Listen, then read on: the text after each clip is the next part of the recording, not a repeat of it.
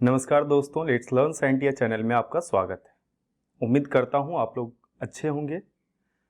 कुछ समय से वीडियो अपलोड नहीं कर पा रहा हूं, इसका कुछ थोड़ा बहुत रीज़न है, क्योंकि समय हमेशा एक जैसा नहीं रहता है। सिचुएशन थोड़ा कुछ अलग हो गया, जिस वजह से मैं वीडियो नहीं डाल पा रहा था। लेकिन अब कोशिश करूँगा कि अब मैं कंटिन्यू वीडियोज़ को अपलोड करूँ और आप तक आपसे जुड़ सकूँ। मुझे भी अच्छा नहीं लगा, बहुत दिनों तक मैं आपसे जुड़ नहीं सका, इसके लिए आई एम सॉरी। लेकिन आज से वापस हम लोग अपने काम को स्टार्ट करते हैं। तो चलिए, पिछले वीडियो लेक्चर को आप देखिएगा तो उसमें हमने बात किया था ऊष्मा और ताप के बारे में। सिर्फ हमने ऊष्मा और ताप के बारे में जिक्र किया था, और आज हमें समझना है ऊष्मा और ताप में क्या अंतर है, difference between heat and temperature. ऊष्मा को अंग्रेजी में हीट कहते हैं और ताप को अंग्रेजी में टेम्परेचर कहते हैं।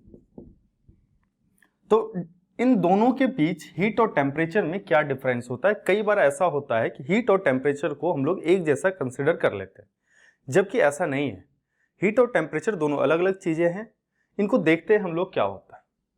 तो सबसे पहली बात आती है, सबसे पहला पॉइंट है हमारा, ऊष्मा किसी पिंड या वस्तु, मतलब किसी भी वस्तु या कोई पिंड है तो उसकी ऊर्जा को ऊष्मा कहते हैं।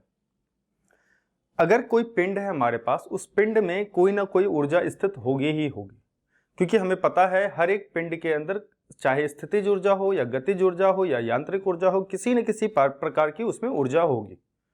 तो ऊर्जा की मात्रा कितनी है उसी को ऊष्मा कहा जाता है, ठीक ना। और तापमान जो है किसी पिंड की ऊर्जा, उसके अंदर कितनी ऊर्जा की मात्रा है उसका मापन करना या का मेजरमेंट बताना ही क्या कहलाता है, आपका तापमान या ताप कहलाता है।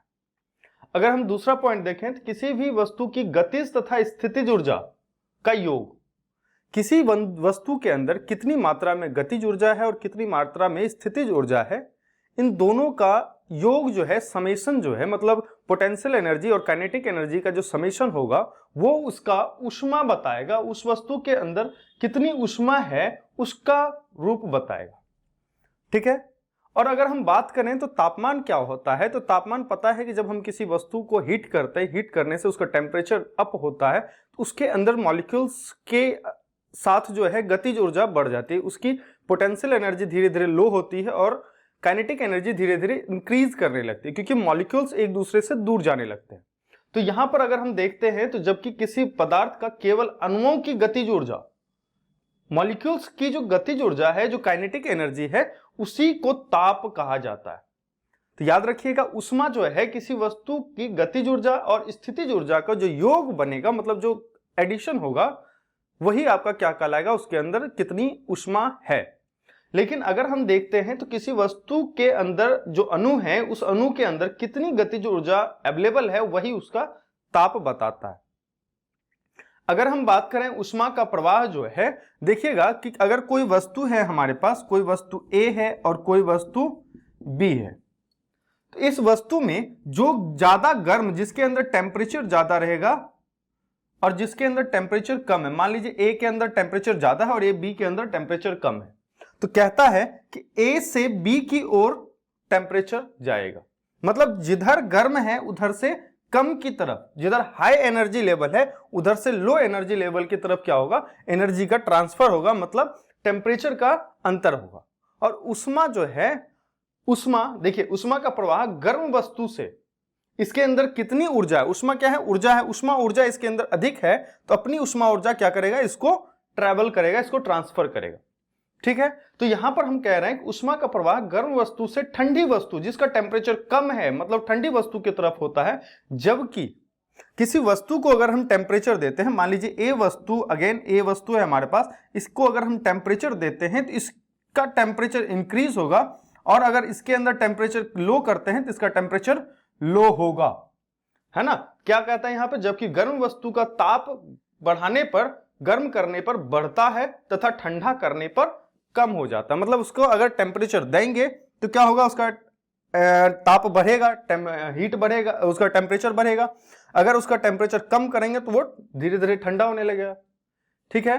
अगर हम बात करें यहां पर कि ऊष्मा का मापन इकाई क्या होता है, तो ऊष्मा का मापन इकाई जूल होता है। और ये जूल जो है ये एसआई पद्धति का मात्रक है, सिस्टम ऑफ इंटरनेशनल यूनिट का मात्रक है। लेकिन अगर हम बात करें सीजीएस पद्धति के अंदर, सीजीएस पद्धति के अंदर, तो इसी को कैलोरी में नापा जाता है, कैलोरी में व्यक्त किया जाता है। तो याद रहे आपको कि ऊष्मा का मापन इकाई एसआई में जूल होता है और सीजीएस पद्धति के अंदर कैलोरी में मेजर किया जाता है। लेकिन जबकि हम बात करें अगर ताप की, तो ताप को हम मेजर करते हैं केल्विन इकाई में। केल्विन जो है इसका एसआई मात्रक होता है, और ये जो केल्विन है इसकी अगर हम बात करें तो ये फंडामेंटल यूनिट है। ये फंडामेंटल मतलब मूल भौतिक राशि में से एक आता है, जो कि आपका पदार्थ की ताप है, ठीक ना। तो ताप का एसआई मात्रक क्या होता है? केल्विन होता है। इसके अन्य मात्रक के बारे में जब हम लोग पढ़ेंगे, जब स्केल्स ऑफ टेम्परेचर के बारे में पढ़ेंगे, तो वहां पर हमें पता चलेगा कि जो टेम्परेचर का स्केल होता है, डिग्री सेंटीग्रेड भी होता है, डिग्री फ़ारेनहाइट भी होता है, डिग्री केल्विन भी होता है, डिग्री रैंकाइन भी होता है, डिग्री र्यूमर भी होता है। तो अलग अलग मेजरमेंट स्केल पर अलग अलग वैल्यूज के साथ उसको मेजर किया जाता है, लेकिन एसआई मात्रक जो होता है इसका केल्विन होता है। अगर हम बात करें ऊष्मा को मापने के लिए कैलोरीमीटर का यूज किया जाता है। एक मीटर आता है, मतलब ऊष्मा किसी पदार्थ के अंदर कितनी ऊष्मा की मात्रा है उसको अगर मेजर करना हो तो कैलोरीमीटर की जरूरत होती है। लेकिन अगर किसी वस्तु का तापमान का मेजर करना हो, इसके लिए हमें थर्मोमीटर की जरूरत होती है। अलग अलग टेम्परेचर को मेजर करने के लिए अलग अलग थर्मोमीटर मतलब युक्ति बनाई जाती है। ऐसा इक्विपमेंट्स जैसे कि किसी वस्तु के अंदर की गतिज ऊर्जा का माप किया जा सके, किसी वस्तु के अंदर कितनी गतिज ऊर्जा है उसको मापने के लिए थर्मोमीटर का यूज किया जाता है। उसके बाद बात करें अगर हम अपना अगला पॉइंट, तो उसमें कहता है कि ऊष्मा द्वारा कार्य करने की क्षमता होती है। किसी वस्तु के अंदर अगर ऊष्मा है तो ऊष्मा को हम कार्य में रूपांतरित कर सकते हैं। जैसे कि ऊष्मा ऊर्जा है, उसको किसी और ऊर्जा में ट्रांसफर कर मतलब किसी और ऊर्जा में कन्वर्ट कर दिया। क्योंकि ऊर्जा कन्वर्जन लॉ जब हमने पढ़ा था, ऊर्जा संरक्षण का नियम जब हमने पढ़ा था, तो उसमें कहा जाता है कि ऊर्जा एक संरक्षित राशि होती है। ऊर्जा का ना ही निर्माण किया जा सकता है, ना ही ऊर्जा का क्षय किया जा सकता है। ऊर्जा क्या हो सकता है? तो एक रूप से दूसरे रूप में रूपांतरित किया जा सकता है। तो ऊर्जा को हम कार्य में परिवर्तित कर सकते हैं। ऊर्जा जो है कार्य करने की क्षमता होती है, लेकिन ताप में कार्य करने की क्षमता नहीं होती है। ताप काम नहीं कर सकता है, लेकिन ऊर्जा ऊष्मा के द्वारा हम किसी भी वस्तु पर कार्य कर सकते हैं। इसका अर्थ होता है कि हम ऊष्मा को कार्य में रूपांतरित कर सकते हैं, मतलब ऊष्मा द्वारा हम कार्य ले सकते हैं, लेकिन ताप को कार्य में हम रूपांतरित नहीं कर सकते। तो ये ओवरऑल था कि हमारा हीट और टेम्परेचर में क्या डिफरेंस आता है। ठीक है, ये थोड़ा बहुत इंपॉर्टेंट भी है, चाहे आप 9th क्लास में हो, 10th क्लास में हो, किसी भी खास करके 7th क्लास के चैप्टर में आपको मिल जाता है ये, ठीक ना। तो ये बेसिक चीजें हैं, इसको थोड़ा सा आप लोग ध्यान देंगे। और खास करके आप जब देखेंगे जनरल कंपटीशन में आपको लगेगा कि यहाँ पर कुछ टर्म्स आते हैं, जैसे कि ऊष्मा का मापन इकाई एसआई मात्रक में जो जूल होता है ये भी पूछा जा सकता है, सीजीएस में कैलोरी होता है ये पूछा जा सकता है, जबकि ताप का जो एसआई इकाई होता है वो केल्विन होता है, एसआई मात्रक केल्विन होता है, या फिर अदर मात्रक जो होता है, अदर यूनिट जो होता है वो degree centigrade, degree Fahrenheit, kelvin, rumour, kelvin और फिर रैंकाइन, ये सब अलग अलग मात्रक होते हैं। उसका ट्रांसफर करना, उसको एक दूसरे से चेंज करना भी है, ये भी हम लोग आगे चल के सीखेंगे। उसके बाद ये भी आना चाहिए कि ऊष्मा द्वारा हम कार्य कर सकते हैं, मतलब ऊष्मा जो होता है वो कार्य करने की क्षमता होती है, ऊष्मा द्वारा हम किसी भी कार्य को कर सकते हैं, ठीक है। उसके बाद ये भी पूछा जा सकता है कि ऊष्मा का प्रवाह किधर से किधर होता है। ये तो बहुत बेसिक सा सवाल आ जाता है, लेकिन ये पूछा जा सकता है ऊष्मा जो है वो किसी वस्तु की गतिज ऊर्जा और स्थितिज ऊर्जा का योग होता है। ये आपको याद रखना चाहिए कि किसी वस्तु के अंदर जो ऊष्मा होती है वो उसकी गतिज ऊर्जा के बारे में बताता है। लेकिन अगर हम बात करें कि जो ताप होता है बस वस्तु के अंदर जो गतिज ऊर्जा है उसके बारे में ही बताता है, उसके अलावा नहीं बताता, पोटेंशियल एनर्जी का मेजरमेंट नहीं करता, ठीक है। और ऊष्मा और पिंड समझ ही गए होंगे कि ऊर्जा है, ऊष्मा एक ऊर्जा है, तो किसी पिंड के अंदर कितनी ऊर्जा है वो ऊष्मा बताएगा। क्लियर है? मेरे ख्याल से समझ में आ गया होगा ये सारी चीजें। तब तक इस वीडियो को देखिए और अपना प्यार बनाए रखिए इस चैनल के लिए। तब तक के लिए जय हिंद, जय Bharat, thank you so much.